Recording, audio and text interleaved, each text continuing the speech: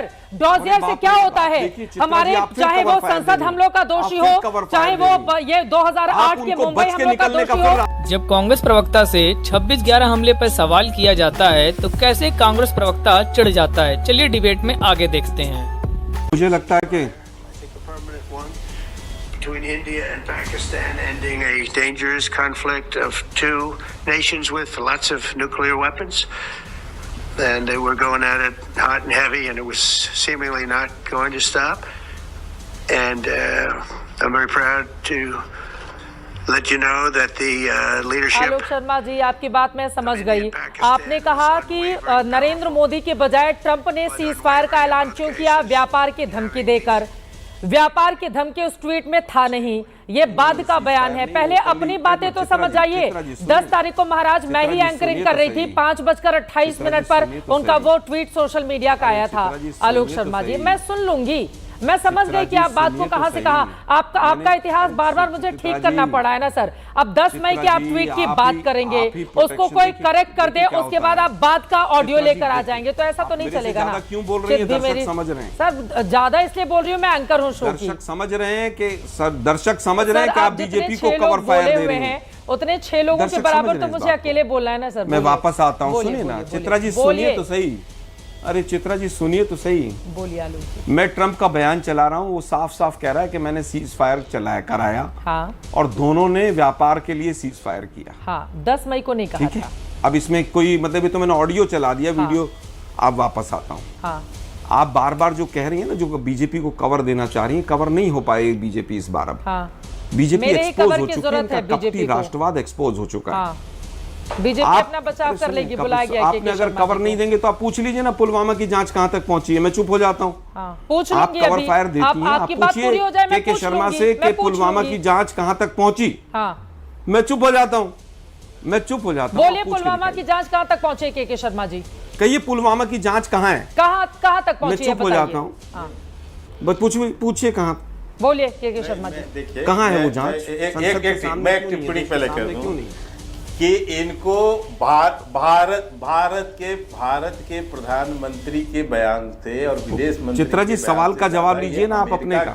राष्ट्रपति आप इधर उधर क्यों भागने दे रही हो? बॉस मांगते हैं, यही कवर फायर, उसको ये प्रमुख मानते हैं। ये इनका दिवालियापन है, राजनीतिक दिवालियापन की जांच पूछ रहे हैं। हाँ, क्योंकि आपको समझ नहीं आता। घर में घुसकर पुलवामा की जांच पे सवाल पूछिए ना। हाँ, पुलवामा की जांच पर आप जवाब दीजिए। लेकिन पुलवामा के बाद जब पाकिस्तान को घर में घुसकर मारा था तो फिर हमारे सेना से सबूत मांगे जा रहे थे। ये भी तो सच है ना सर। हमारे देश का दुर्भाग्य तो ये है कि पाकिस्तान जैसे मुद्दों पर जिस देश के भीतर राजनीति होती है। हाँ बताइए, पुलवामा की जांच बैठकर सरकार को बचाते हैं।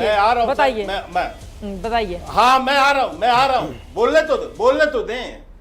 केवल पुलवामा नहीं चित्रा जी, इनके 10 साल के यूपीए शासन काल में सैकड़ों आतंकी घटनाएं, 26/11 के आरोपी, जांच कहां तक पहुंची बता दीजिए। हमने सबको घुस के मारा।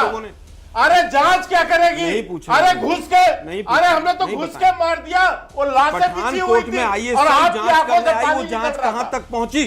जैसे पाकिस्तानी आतंकी रो रहे थे। पुलवामा में आरडीएक्स कहां से आया नहीं जैसे सोनिया गांधी को वो 4 आतंकवादी मोदी जी के ड्रोन से कैसे भाग गए नहीं बताएं। सोच इसलिए बता दिया। दिक्कत यही है ना, मुझे पता है कि आप लोग सेना के पीछे छुपे हुए हैं, लेकिन देश की जनता सेना के पीछे नहीं छुपने देगी आपको। ये जो सलमान खुर्शीद ने कहा है, आप लोगों के लिए राष्ट्रवाद केवल वोट की मशीन है, इसके आगे कुछ नहीं। आप लोगों नहीं देंगे पुलवामा पर जवाब। बताइए गाड़ी किसकी थी वो? क्योंकि आतंकी मरे वहां। किसकी गाड़ी थी वो? एम्बेसडर थी, इनोवा थी, क्या था? आप 6 साल हो गए। अगले दिन मोदी जी शक है क्या कि पाकिस्तान ने नहीं करवाया था? आलोक शर्मा जी, कि पुलवामा के शहीदों के नाम पर भाइयों बहनों मित्रों मुझे वोट पाकिस्तान ने कराया था, यही सच है। कमजोर प्रधानमंत्री मुंबई में हमला पाकिस्तान के आतंकवादियों ने किया था, यही सच है। एनआईए ने 6 साल लगाए, वो रिपोर्ट कहां है? पाकिस्तान को डोजियर क्यों नहीं दिया अभी तक? डोजियर से क्या होगा? घर में घुसकर मारिए पाकिस्तान को। डोजियर से क्या होता है सर? डोजियर से क्या होता है?